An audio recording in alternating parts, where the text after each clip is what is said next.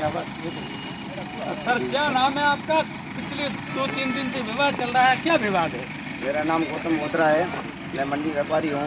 अभी 2-3 दिन से जो विवाद का विषय ये है कि जो मंडी समिति के मुख्य प्रांगण में भूखंड आवंटन की प्रक्रिया पिछले 2 वर्ष से प्रस्तावित है, उसके संबंध में 2021 में ये जो आवेदन पत्र है मंडी समिति ने दिए थे। उसके बाद में करीबन 1 साल भर तक इसकी जांच चली।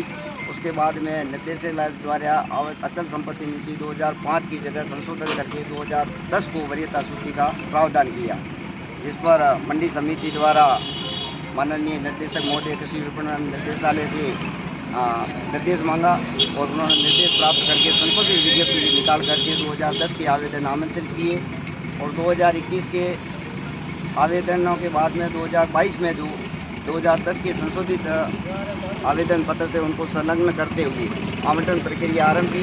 उसके बाद 1 वर्ष तक विस्तृत जानकारी करते हुए आवेदकों को नियमित रूप से 3-3, 4-4 बार नोटिस देकर के सुनवाई के लिए पर्याप्त अवसर देते हुए उन्होंने बुलाया और उसके बाद में उन्होंने पूर्ण रूप से जांच करने के बाद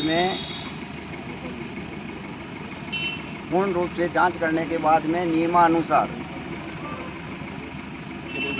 नियमानुसार उन्होंने एक अस्थायी सूची जारी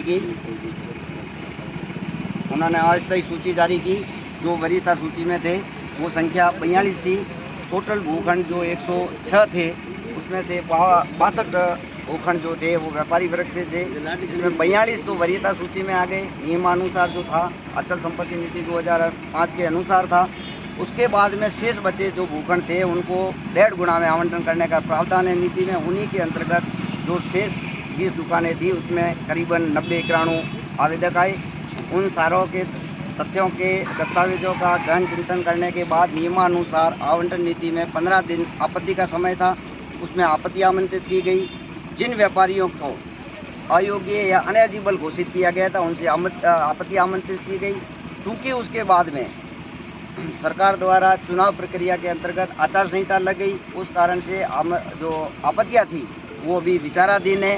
लेकिन अभी कुछ 2-3 दिन से कुछ ऐसे चंद लोग हैं जिनका अभी मंडी के अंतर्गत ब्लैकमेलिंग का काम चल रहा है, जिन्होंने खुद ने इस आवंटन में पिछले 2 साल की कार्रवाई में कभी आवेदन नहीं किया। ये एक भरत है ना, उसकी क्या व्यवसाय है? ये पूर्व में ये कोई खोटे घी का धंधा करता था और उसके बाद में इसका धंधा चलने के बाद में 5-7 बार इसकी प्रशासनिक कार्रवाई होने के बाद में इसका माल वगैरह सीज होने से ये आर्थिक रूप से कमज़ोर हो गया।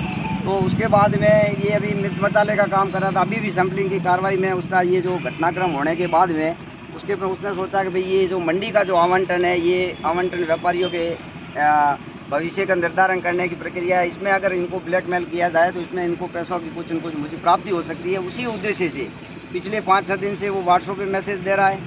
उसके बाद में अभी वो 2 दिन से इधर उधर लोगों को इकट्ठा करके मीटिंग करके उनको गुमराह कर रहा है कि आपको जो 1.5 गुना की दुकान है वो मैं हाथों हाथ दिला दूंगा।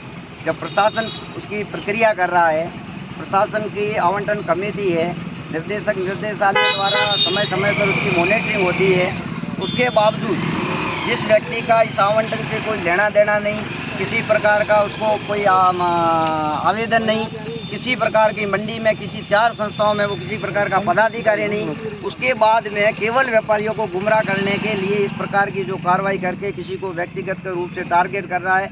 और मनगढ़ंत तथ्य वो ये कह रहा है साहब 44 दुकानों की लिस्ट जारी हो गई, जबकि वास्तव में वो 42 भूखंडों की लिस्ट है। 1-2 दिन पहले उसके खिलाफ कोई कार्रवाई हुई थी, उसके मिर्च मसाले की। हाँ, उसका एक भाई चोटन में है, उसका वो मिर्च मसाले का बड़ा फर्जी का धंधा पहले ये करता था, अभी वो कर रहा है। उसकी सैंपलिंग हुई थी, वहाँ माल सीज भी हुआ और ये कई वर्षों से कर रहा है। उसी से इसके थोड़े पैसे बढ़ने के कारण वो इस तरीके के ऐसे लोगों के खिलाफ मंडी के सभी सदस्य शिकायत क्यों नहीं करते? नहीं, हम लोगों ने आज मीटिंग इसीलिए बुलाई है। ये जो हम 100 लोग इकट्ठे हुए हैं, हम सब आवेदन करता है और हम सब ने एक मानस बनाया है कि ये जो ब्लैकमेल कर रहा है इसके संबंध में अपन ने इनको जो भले मानस की तरफ से, जो ज्ञानात भाई लोगों की तरफ से जो आम धारणा के हिसाब से उनको समझाना चाहिए, उसकी पे हमने पहल कर ली है। उसके बाद में भी एक कोई मंदिर ट्रस्ट का कोई पैसा वैसा भी है, वो क्या है मामला? वो तो हमारे मंदिर ट्रस्ट में मैं एक महावीर जिनालय में अध्यक्ष हूँ, उसमें ये कोषाध्यक्ष है। पिछले 4 महीना पहले कोई उस समय हमारे पर्यूषण पर्व में हम साधारण खाते के लोगों से पैसे लेते हैं, वो करीबन 4-5 लाख रुपए का आवरा होता है। उसके संबंध में 4 महीने से ना ये हिसाब ला रहा है, वो उस संबंध में ला रहा है, तो वो ट्रस्ट का अलग ही मुद्दा, उसका इससे कोई लेना देना नहीं है। लेकिन वो है, वो ट्रस्ट मतलब हमारा सक्षम है, 17 लोग हम हैं, 15 लोग हम कह चुके हैं, हमने कई बार मैसेज भी किया। इसके आज के जिन लोगों ने, इनके भाइयों ने भेजा था, उनको भी हम आज जाके कह के आए हैं भाई या तो उनको कहो समय पे आवे, नहीं तो फिर हम इनके विरुद्ध जो भी है वो निर्णय पारित करेंगे, प्रस्ताव पारित करेंगे। मूल रूप से बात ये है कि जिसका इस आवंटन में कोई लेना देना नहीं, जिसने आवेदन नहीं किया और उसके बाद में इस तरीके की जो शिकायतें करके प्रशासन को भ्रमित कर रहा है, लोगों को भयभीत कर रहा है, लोगों को ब्लैक मार्केटिंग करके उनसे पैसे वसूलने का जो ये कृत्य कर रहा है, इसलिए हम सब ने आज बैठ करके निर्णय किया है कि अगर ये आज तक भी अपनी इस तरीके की कार्यशैली को नहीं रोकता है, आगामी दिनों में हम ब्लैकमेलिंग का मुकदमा दर्ज करेंगे। ये कौन, उसका क्या नाम है, कहाँ का रहने वाला है? ये मूल रूप से इसको भरत करके, भरत बंसाली करके ऐसा कोई नाम है। और ये कई 7-8 साल से ये चोटन का रहने वाला है। यहाँ भी इसने दुकान की है, किराए पे पहले थी, अब इसने घर की दुकान भी ले ली है।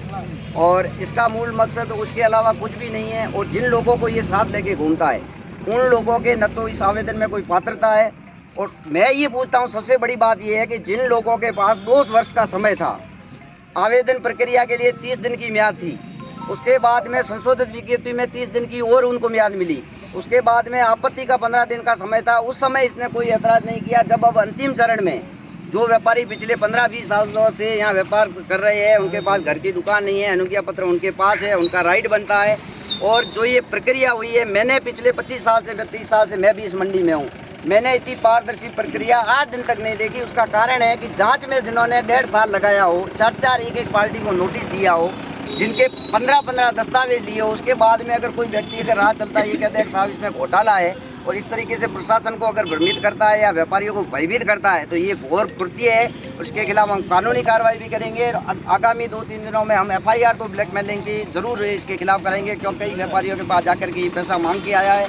आज इसने नई मांग रखी है कि मेरे 2 नए भूखंड आवंटन डलवा दो तो मैं ये काम बंद कर दूं, लेकिन ये हो नहीं सकता, क्योंकि प्रशासनिक कार्य प्रशासनिक ढंग से होता है, उसकी एक लिमिट होती है, उसकी एक प्रक्रिया होती है। मॉनिटरिंग करने के लिए निर्देशक महोदय बैठे हैं, उसके बाद ADM साहब हमारे प्रशासक है, उनसे सारे व्यापारी है। यहाँ व्यापारी कई वर्षों से है, 4-4 व्यापार संघ है, 400 व्यापारी है, किसी को तकलीफ नहीं है। एक व्यक्ति को तकलीफ है, ये व्यक्ति कभी साहब घर में भारत ने एक व्यक्ति को अधिकार दिया है, अलग अलग उस मंडल में लाइसेंस जारी किया, तो वो आगे भी पत्र नहीं है, तो मंडी मिली के प्रशासन, डायरेक्टेड सरकार, आजकल तो विभाग के पास नहीं है। फिर इस तरीके का डेटा मीटिंग की है, बाकी में उनका भी हम सहयोग लें और इस तरीके का अपने वाले व्यक्ति के खिलाफ कठोर से कार्रवाई करने के आगे आकर्षित है। और हमारे में से हमने मंडी समिति के प्रसार बात की, यहाँ अधिकारी आएगा तो हम उनको भी ज्ञापन देंगे। हमारी मांग है कि हमारा 2 साल से प्रस्तावित जो आवंटन प्रक्रिया है, इसको तत्काल प्रभाव से करें, व्यापारियों को राहत दें। सरकार ने हमारे लिए ये योजना बनाई है, उसका लाभ मिलने का हम अधिकारी है और हमें मिलना चाहिए। ठीक है, धन्यवाद।